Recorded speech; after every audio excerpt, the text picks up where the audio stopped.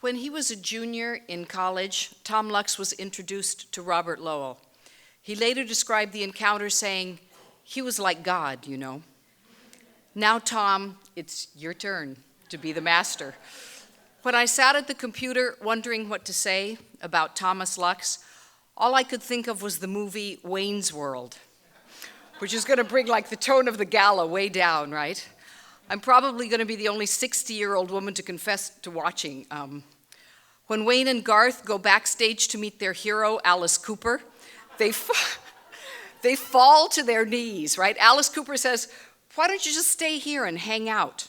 And they fall to their knees and say, "We are not worthy." In spite of the fact he's been called one of our greatest living poets, Tom would be the first to consider such celebrity absurd, protesting as he does any elitist notion of poetry and poets. While the idea of celebrity may be absurd, the idea of celebration is not. And it's more than appropriate to celebrate here the fact that Tom has given us 11 wonderful books to read. Tom, with his self-effacing humor, has said that he wants his poems to be understandable by dogs and cats. Nonetheless, he does this by being a tough and consummate craftsman who makes every syllable count. Those of you who are in his workshop know this. As readers, we feel both the rigor and pleasure of such care. In his poem, Render, Render, we hear the force of language pared down to the essential. As we listen to this poem, we hear as well an ars poetica, which is a statement of craft. I can't believe that I'm going to be cheeky enough to read part of this because this poem really should only be in Tom's voice, but I'll read a bit just to give you an idea. Boil it down, feet, skin, gristle, bones, vertebrae, heart muscle, boil it down, skim and boil again, dreams, history, add them and boil again, boil and skim in closed cauldrons, boil your horse, his hooves, the runned-over dog you loved, the girl by the pencil sharpener who looked at you, looked away, boil that for hours, render it down.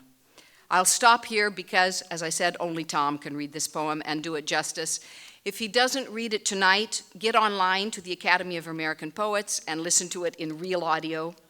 You need Tom. What fewer of you may know is that Tom writes from time to time for the San Diego Reader, which has led him most recently to Cirque Ubu, an alternative circus. It's not just that Tom's fascination with the world is boundless, it's that in this role as journalist, the life of the writer isn't set apart from the life of the cop, the taxidermist, the hypnotist. We are all in it together on this difficult earth. As he suggests in the title of his latest book, we are God particles. In these poems, mankind, whether noble, cruel, or simply clueless, is part of the elusive secret of matter, along with rocks, tomatoes, and cows. One of the reasons I love this particular book is that here Tom's dark wit and irony are threaded with the deep compassion I recognize as belonging not only to the speaker of the poems, but to the man himself, a friend, a teacher of great kindness and generosity. Ezra Pound once said, "Poetry is a centaur.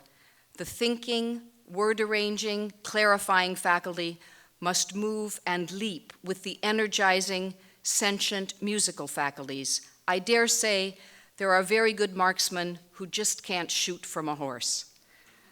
Thomas Lux is one of those poets who can. His words leap from the page. Their music has a vocal energy that demands that the poems be read aloud. Tonight, we'll have the pleasure of listening. Ladies and gentlemen, in spite of our unworthiness, Thomas Lux.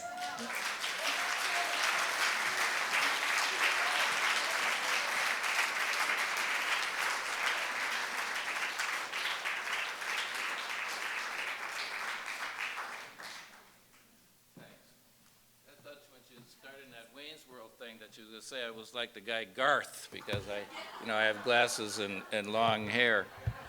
I had my hair almost that long until just a month or so ago. But thank you, Mary. That was very generous and thoughtful. Thank you.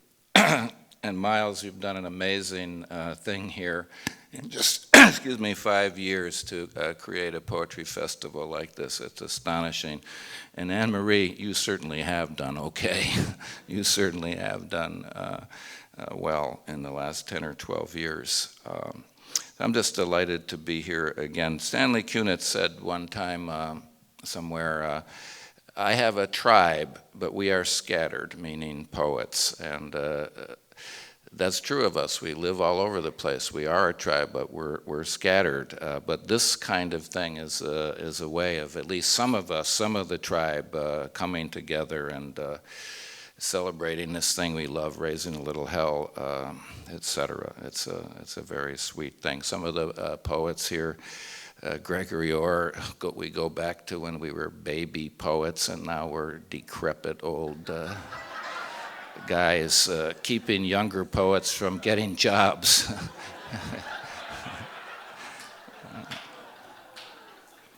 Jerry Stern and I have known each other almost 30 years too, and just so many people I know and love here from Sarah Lawrence and other places, so I'm just glad to be here. Where's that piece of paper? Oh, geez. Did I leave a piece of paper with my reading list on there?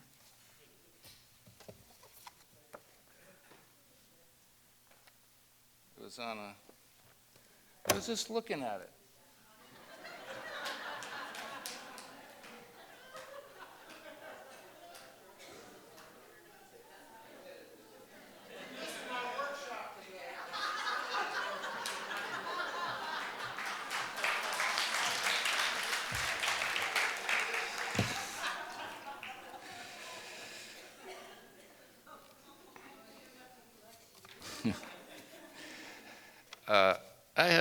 I've had a lot of blessings in my life, but I had the great privilege of having, as an editor for about 16 or 17 years at Houghton Mifflin, Peter Davison, who was one of the last great men of letters in America. He published many books of poetry, memoirs, essays about poetry. He was the poetry editor at Atlantic Monthly for many years, 35 years, and editor at Atlantic Monthly Press, and then came to Houghton Mifflin and was incredibly kind to me and good to me over all those years. And I just met his daughter tonight, Leslie, who lives in West Palm Beach, and that was a pleasure. But this is an elegy. Where are you, Leslie? This is an elegy for your father.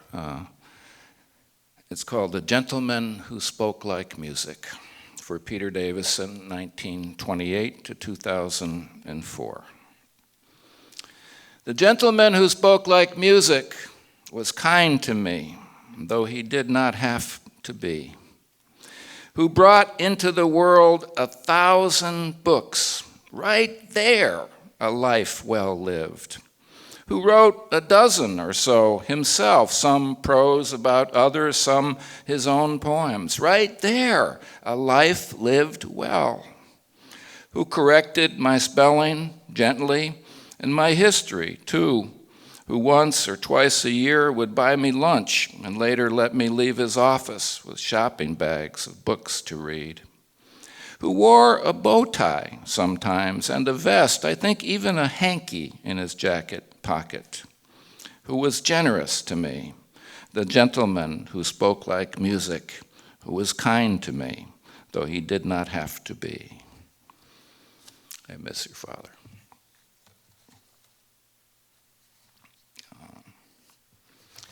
I'm going to read actually some older poems and then finish with a couple poems from my most recent book. This is called Crisscross Applesauce.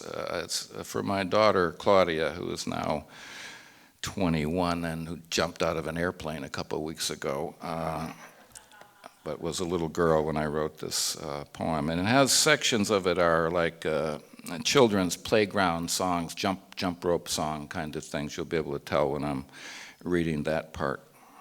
Crisscross applesauce. Crisscross applesauce, do me a favor and get lost. While you're at it, drop dead, then come back without a head. My daughter sings for me when I ask her what she learned in school today as we drive from her mother's house to mine. She knows I like some things that rhyme. She sings another she knows I like. Trick or treat, give me something good to eat. If you don't, I don't care. I'll put apples in your underwear. Apples in your underwear. I like that more than La Tremont's umbrella on the operating table, I say to her, and ask her if she sees the parallel. She says no, but she prefers the apples too. Sitting on a bench, nothing to do, along come some boys. Pew, pew, pew. My daughter sings, my daughter with her buffalo-size heart, my daughter brilliant and kind, my daughter singing as we drive from her mother's house to mine.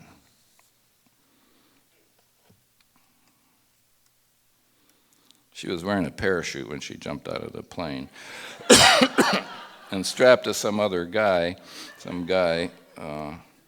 She called me just before. You can't stop me, Dad.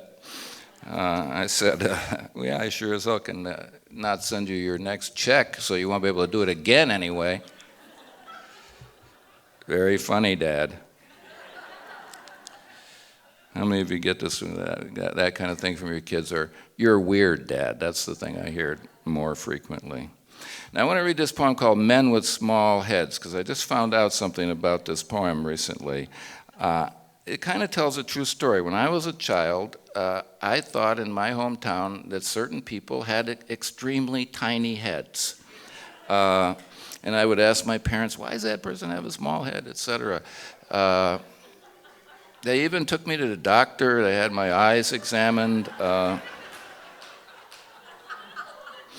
And I found out recently, I forget where I read this, just recently, but it's a newly kind of discovered psychological syndrome that happens in children about the age that I was, where they see certain body parts of people distorted, greatly distorted. And they call it Alice in Wonderland syndrome. So it explains, that's what I had, the Alice in Wonderland syndrome. Now, at least I know there's a name to what I had and that I was weird. The bad news is that people with this Alice in Wonderland syndrome, supposedly when they grow up, more prone to schizophrenia, falling off of ladders, all sorts of bad stuff. Pardon me? Yeah. Men with small heads and women with small heads were everywhere in my hometown when I was 6. 2 men standing on the corner, small heads. Small head, a woman leans to look in her mailbox. Then there'd be some normal bodies, normal heads. Not everyone, in other words, in my hometown had small heads. But many did, enough that I'd say to my mother, my father, why does that man have a small head? I was glad my parents' heads were normal size. They were glad, mostly, I didn't ask why a person with a small head had a small head within earshot of that person. Apparently, these small heads did not appear so small to them. They had my eyes checked first. They took some x-rays of my skull. Did I have migraines? Did I have pinhead fears, dreams? Perhaps it was the angle through the windshield glass. The local doctor leaning over me with his pen light probing my retina, his head was huge. And the hairs on the back of his hand were crossed like swords. Nothing wrong with my eyes or my brain that he could tell. But the heads I swore were small were not. They were just your average heads, circa 1953. Just your average heads in America.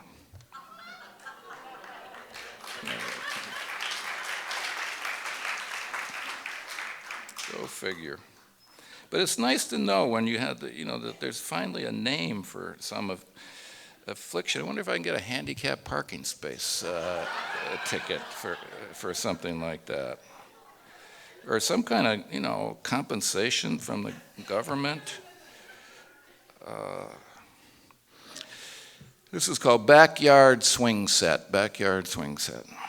Splayed, sway back, cheap pipe playground. A swing, a slide, some rings maybe. We love our babies, and a tire hanging from a branch won't do. For one summer it shines, red, the chains of silver, and beside it the blue plastic pool. First winter out, it goes to rust. I love America's backyards, seen from highways, or when you're lost and looking hard at houses' numbers. The above plus a washed-out willow, starveling hedge, tool shed a dozen times dented, and a greasy streak against the garage where a barbecue went berserk. A Chevy engine block never hauled away, or the classic olds on chocks. Beneath the blue-gray humps of snow, pieces of a summer, a past. Mom said to pick up, but you didn't. Now, nobody's home. All across America, nobody's home now. Brother or sister is in fact on Guam or working night shift at the box factory. Or one is married and at this moment wiping milk rings from a kitchen table.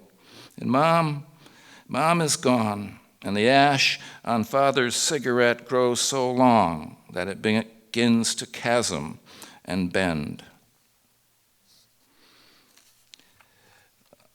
I've been reading, I always read a lot about it, but right now I just read one book and in the middle of another book about Walt Whitman, of course, is one of our greatest poets, and I have a kind of elegy for him called Walt Whitman's Brain Dropped on Laboratory Floor.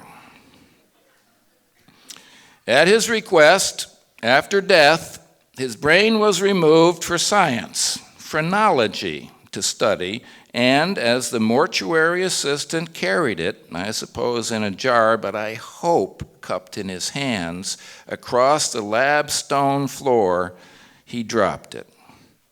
You could ask a forensic pathologist what that might look like. He willed his brain, as I said, for study, its bumps and grooves analyzed, allowing a deeper grasp of human nature, potential, so phrenology believed. And this kind of intense look, as opposed to mere fingering of the skull's outer ridges, valleys, would afford particular insight. So Walt believed. He had already scored high, between a 6 and a 7 for ego, and as if we couldn't guess from his verses, he scored high again, a 6 and a 7. 7, the highest possible, in amativeness, sexual love, and adhesiveness, friendship, brotherly love, when before his death his head was red. He earned only a 5 for poetic faculties, but that 5, pulled and pushed by his other numbers, allowed our father of poesy to lay down some words in the proper order on the page. That our nation does not care does not matter much. That his modest federal job was taken from him, and thus his pension does not matter at all. And that his brain was dropped and shattered, a cosmos on the floor, matters even less. You know, he believed in phrenology, that 19th century pseudoscience. He did have a crummy clerkship job, which he was fired for because it was working for, I think, the Secretary of Agriculture, and because of what they thought was the sexual content of some of his poems. And of course, the only thing that matters are his poems. This is called time. Time.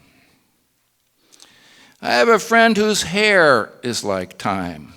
Dark, deranged coils lit by a lamp when she bends back her head to laugh. A unique event, such as the crucifixion of Christ, was not subject to repetition, thought St. Augustine, and therefore time is linear. Does the universe have an end, a beginning? Yes, the former the door through which she departs, the latter the door by which she returns, and in between there is no rest from wanting her. Time, each moment of which a hair on a child's nape. Time, the chain between the churning tractor and the stump. Time, her gown tossed like a countenance at the creation. Newton, an absolutist, thought time a container in which the universe exists, non-ending, non-beginning. Time, enamored, forgiven by dust, and capable of calling a single blade of grass an oasis. Time of swivel, small streams, plinth, stanchions. And then Kant says, no, time does not apply to the universe, only to the way we think about time. Time, the spot where the violin touches the maestro's cheek. Time, an endless range of cumulonimbus. Time, good monarch of the deepest blue inevitable. The relativists, with whom the absolutists, as usual, disagree, argue that concepts of past, present, and future are mind-dependent, i.e., would time exist without conscious beings? Oh, ultimate abstract, is there time in time? Is there rest in time from wanting her? Okay, thank you. You like philosophically based poems? I like what Nietzsche said about certain philosophers. I think it applies to a lot of poets. He said certain philosophers were more afraid of being understood than they were of being understood than they were of being misunderstood. And I think there's a lot of poets like that too. And he was meaning, of course, if you understood them, you'd find out there's not much going on there. This poem is called Endive. It's a vicious attack on an innocent vegetable.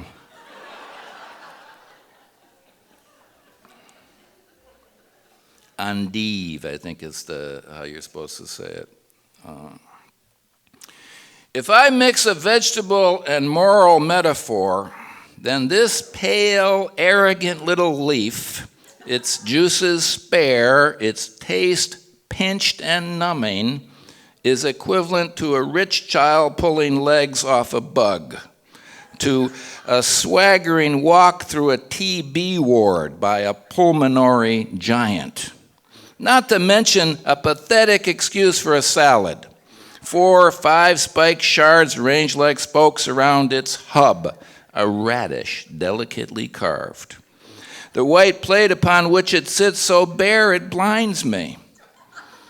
Who, forced to wear white butler's gloves, bends over a row all day to pick this for a lousy wage and can't afford, or, I'd prefer, refuses to eat it. It's so pallid, turning to yellow, I feel stabbing it with my fork would hurt it, or at least be impolite, so I slide the shiny tines beneath the piece and lift it to my lips, and it's as if I'm eating air, but with a slight afterburn. Dust and bone, privilege and toe dancing, so delicate, curling in on itself in an ultimate self-embrace, fussy, bitter, chaste, clerical little leaf.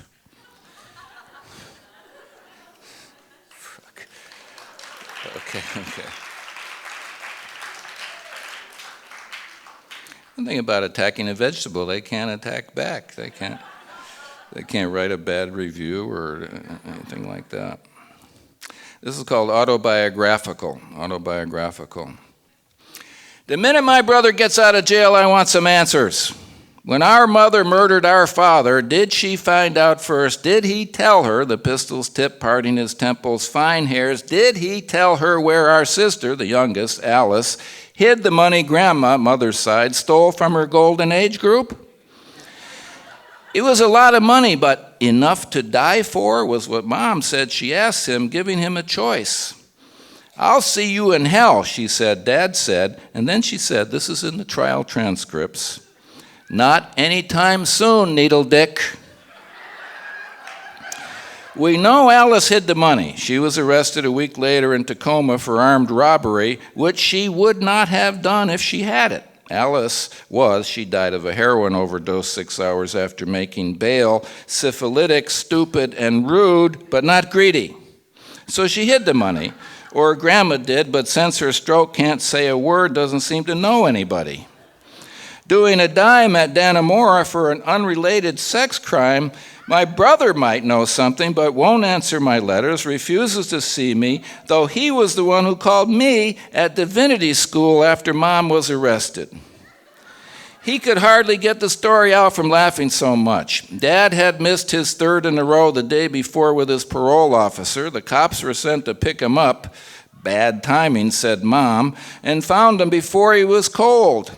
He was going back to jail anyway, Mom said the cops, which they could and did hold against her to the tune of double digits, which means, what with the lupus, she's guaranteed to die inside. Ask her, she won't talk to me.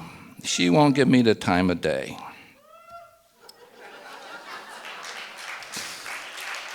You're all nuts. I forgot to mention that's a persona poem. Somebody once said to me, did that really happen to you? I said, it wouldn't be funny if it did. She said, oh, yes, it would.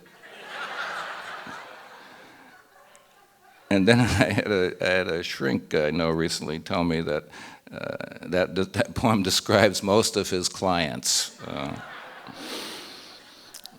Some of you have heard some of these before, but I saw this famous piece of graffiti on a bridge outside of Asheville, North Carolina, where some poor guy had risked his life to write in huge letters in spray paint, "I love you, sweatheart," he wrote.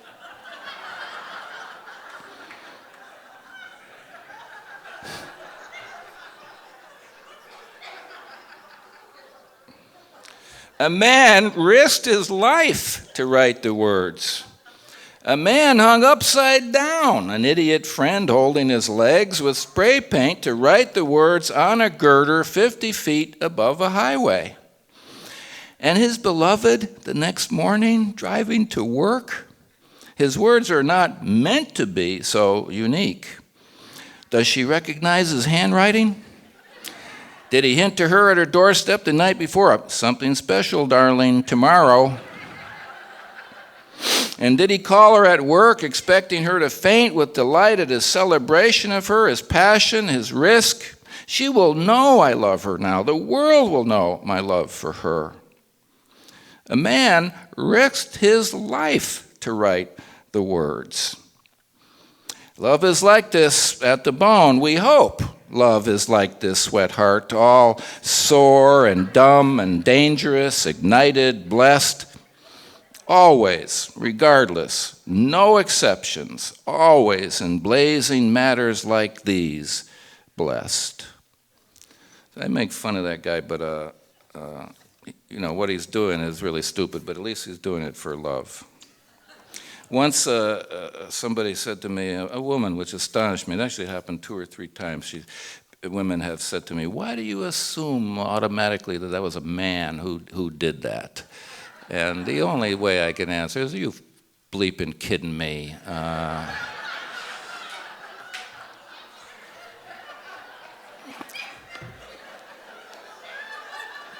Right? Does anybody have any doubt, really, that it astonished me? I'm going to read 2 more poems, and one is the title poem of my most recent book, and I'll finish with one other poem that kind of contrasts this poem, which is called God Particles. I didn't know when I used that as a title that that's a term somebody, a physics guy, uses to describe something that's missing they still don't know about in physics. I didn't know, I just had it in my notebook and thought it would be a good title, and then people started telling me that it was this physics thing. You'll see why it's not physics, why there's particles of God right in the first two words. God explodes. Supernovas. And down upon the whole planet a tender rain of him falls on every cow, ladle, leaf, human axe handle, swing set. We rush from our houses, farmers standing, saved in the rain after years of drought. Like snowflakes, each God particle is different, though unlike snowflakes, are warm and do not melt, but are absorbed by the skin. Every human, every creature, rock, tomato on earth is absorbing God. Who just asked, why did God explode? And why ask this far into the story? I believe he did it to himself. Nobody walks into God's house, his real house on a hill in Beulah land. Nobody walks into his house wearing a suicide belt. No plane flies high enough to drop a bomb on his house. No one will trespass to plant an IED in his driveway. Why did God do it? Guilt because he sent his son to do a job he should have done himself? I don't think so. God knows there's no reason for God to feel guilt. I think he was downhearted, weary, too weary to be angry anymore, or vengeful, or even forgiving. And he wanted each of us and all the things we touch and are touched by to have a tiny piece of him, though we are unqualified for even the crumb of a crumb.